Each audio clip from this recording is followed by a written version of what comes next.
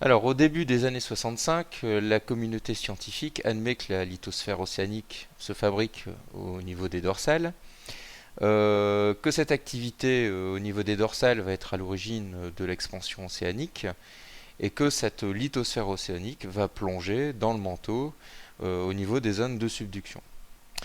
On est à quelques pas d'établir ce qu'on va appeler un modèle global de la tectonique des plaques. Mais pour ça, il manque encore quelques petits éléments, notamment déterminer précisément quelles sont les limites de ces plaques et expliquer comment des plaques qui sont, on va le voir par définition rigides, eh bien, peuvent se déplacer sur une sphère.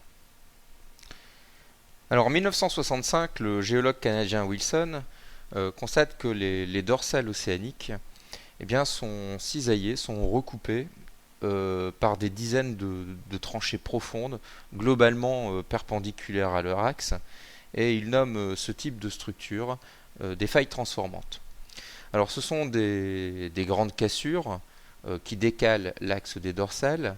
Donc ici on voit, hein, je souligne l'axe d'une dorsale, donc décalé par ce qu'on va appeler cette faille transformante.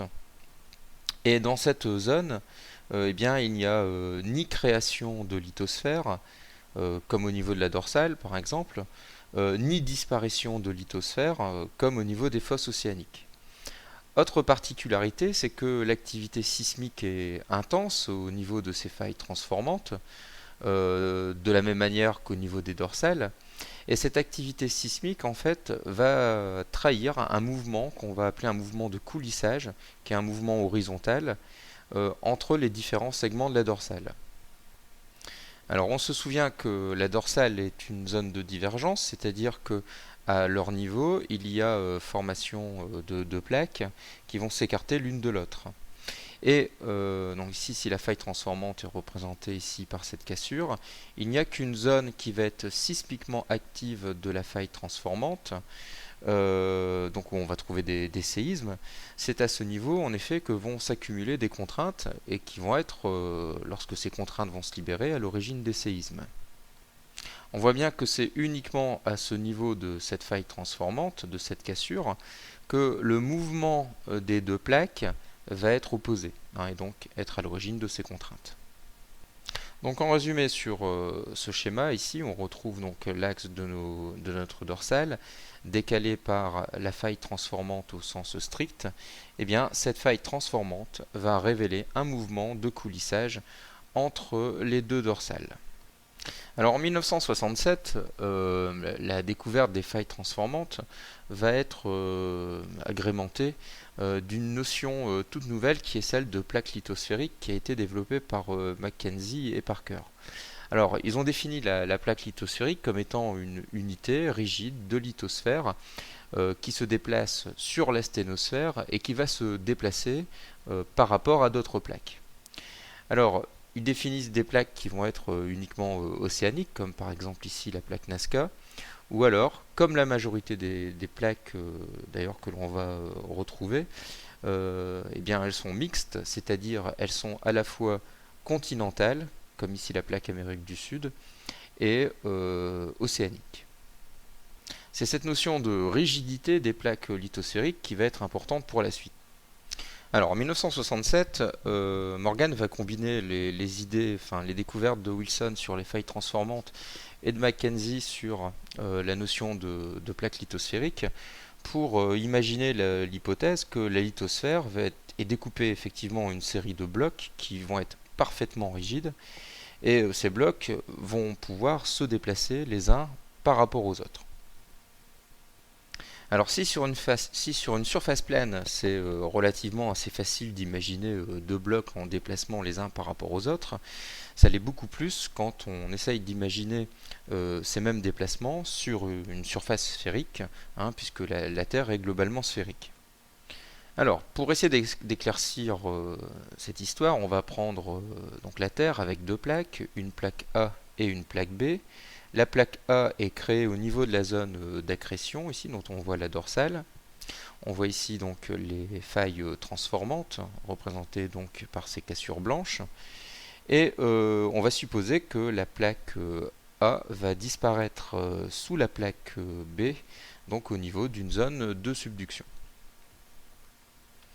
Alors, on peut imaginer que le déplacement de tous les points qui sont sur la plaque A, ici, eh bien, vont correspondre à une rotation autour d'un axe qu'on va appeler un axe de rotation ou axe eulérien, qui va ressortir au niveau de la surface terrestre ici par ce qu'on appelle le pôle eulérien, et cet axe de rotation passe par le centre de la Terre.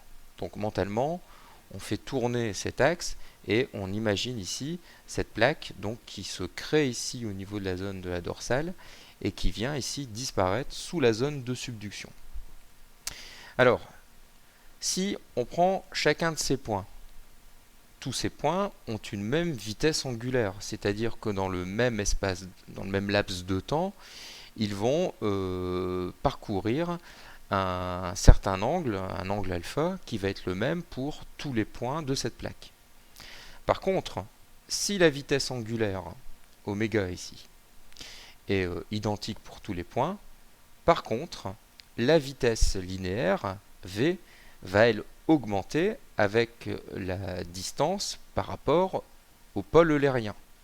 C'est-à-dire que les points qui seront proches du pôle de rotation, de l'axe de rotation, vont avoir une vitesse linéaire proche de 0, tandis que plus on s'éloigne de l'axe de rotation, qu'on va imaginer mentalement ici, eh bien, plus la vitesse linéaire des points va augmenter. Alors pour bien comprendre d'où viennent ces failles transformantes et comment elles fonctionnent, il faut revenir à la situation de départ.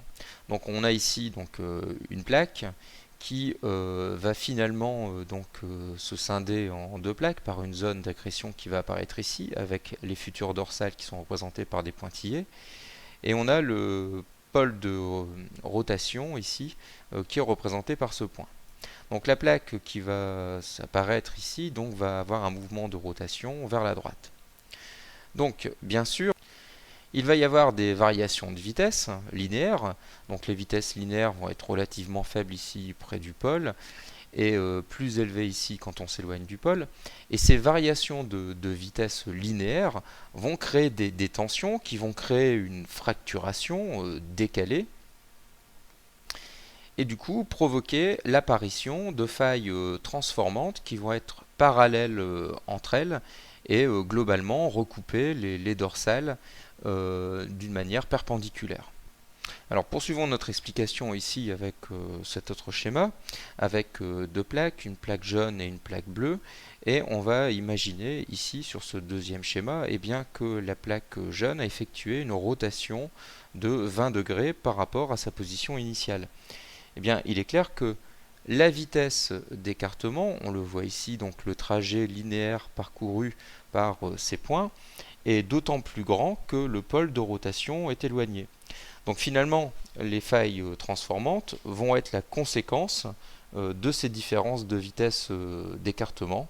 Elles sont parallèles entre elles et elles vont décrire des arcs de cercle qui vont être centrés sur le même pôle de rotation ou même pôle eulérien.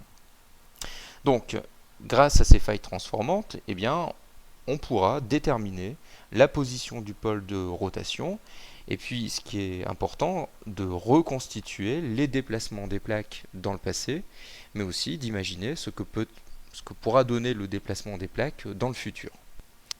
Alors ce que démontre Morgan est important, c'est que les failles transformantes qui sont des zones de coulissage entre deux plaques, sont la conséquence de déplacements de plaques rigides sur une sphère, puisque si ces plaques n'étaient pas rigides, si elles étaient plus ou moins ductiles, ces failles transformantes n'existeraient pas.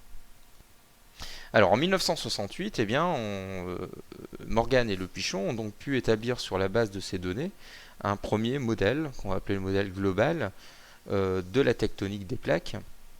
Et donc dans ce modèle, il est établi que la Terre, la lithosphère va être découpée en 6 plaques rigides, qui sont mobiles les unes par rapport aux autres, et qui se déplacent donc au-dessus de la sténosphère. Ces plaques vont être limitées par trois types de frontières. Alors il y a donc une première frontière qui concerne les zones de divergence, c'est-à-dire au niveau des dorsales, où se fait l'accrétion, la formation de la lithosphère océanique. Il y a une deuxième zone qui sont une deuxième zone de limite de plaques qui sont les zones de convergence au niveau des fosses océaniques qui sont matérialisées par la disparition donc de la lithosphère euh, dans les zones de subduction. Et enfin, il y a les failles transformantes, donc dans les zones qu'on peut appeler aussi les zones de décrochement, qui sont les conséquences des différences de vitesse d'écartement au sein d'une même plaque.